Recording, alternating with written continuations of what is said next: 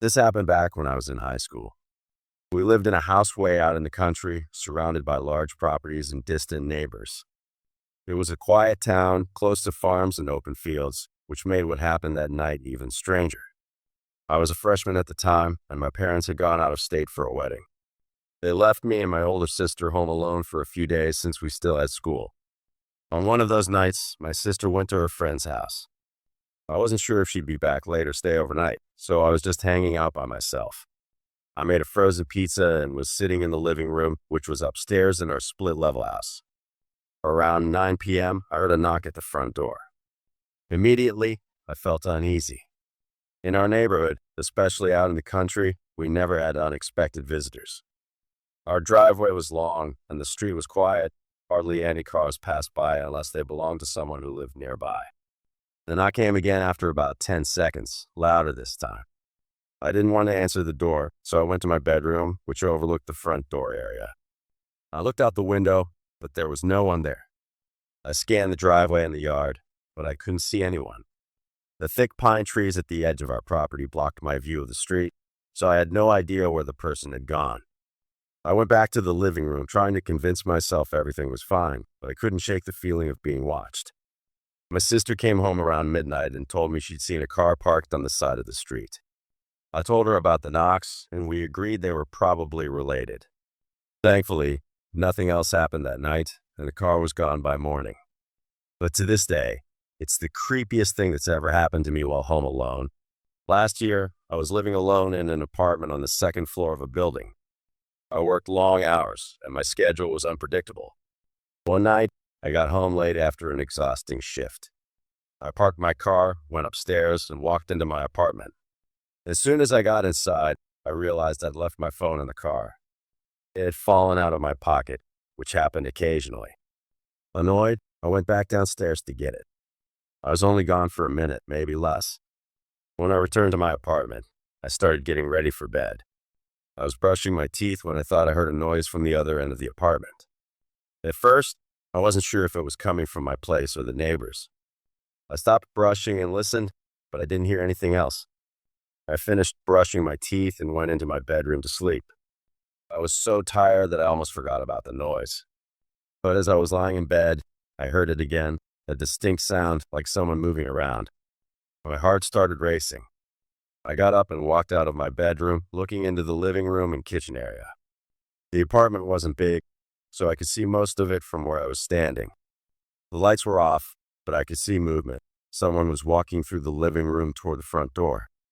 I froze for a second, unsure of what to do. Then I flipped the light switch on. In that instant, I saw a man I didn't recognize. He was walking quickly to the front door, and as soon as the lights came on, he opened the door and left. I ran to the door and locked it, my mind racing. How had he gotten in? Had he been hiding in my apartment the whole time? I called the police and reported the incident. While I was talking to them, I remembered how I'd forgotten my phone in the car. I left my apartment door unlocked when I went back downstairs. That must have been how he got in. The police searched the building but couldn't find him. Nothing like that ever happened again, but I moved out soon after. To this day, I always double-check my doors. I live alone in a small house, and this incident happened just a few months ago. It was late at night, around 11 o'clock or 12 o'clock, and I was sitting on my bed watching TV. The house was quiet except for the sound of the TV, which wasn't very loud. Suddenly, I heard a noise from the back of the house. It sounded like someone had hit one of the windows. Before I could process what was happening, I heard glass breaking. My heart dropped. Someone was breaking in. I ran to my bedroom door and locked it. I could hear the intruder moving around the back of the house, and I knew I had to act fast. I grabbed my phone and called 911, whispering my address to the operator. I stayed as quiet as I could, but about 30 seconds later, I heard footsteps coming down the hallway toward my bedroom. The intruder stopped outside my door and tried to open it. When he realized it was locked, he started banging on it and yelling for me to open up. His voice was angry and aggressive, and I was terrified. I debated whether to jump out the window or look for something to defend myself, but I didn't have any weapons in my room. Just as I was about to make a move, I heard the intruder walk away. I didn't know where he was going or what he was doing, but I stayed frozen in place, listening for any sounds. A few minutes later, I heard the back door open and close. Shortly after that, I heard noises at the front of the house. It was the police. They came inside, and I finally left my bedroom.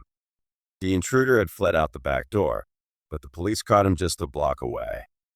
I never found out who he was or why he chose my house, but I'm grateful my bedroom door had a lock.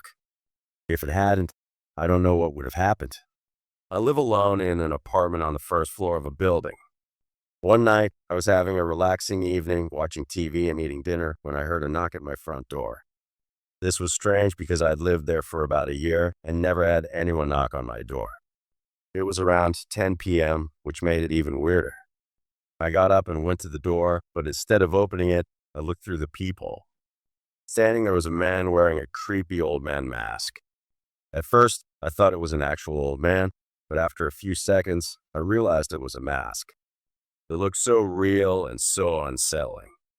I didn't answer the door, but I kept watching him. He knocked again, louder this time, and just stood there, staring at the door. It felt like he was looking right at me through the peephole. After a while, he turned and walked away. I went back to the couch, relieved, but about 20 minutes later, he came back. He knocked again, and this time he tried to open the door. I ran away from the door and considered calling the police, but I didn't hear anything else. I went back to the peephole, and he was gone. I thought it was over, but an hour later, he returned again.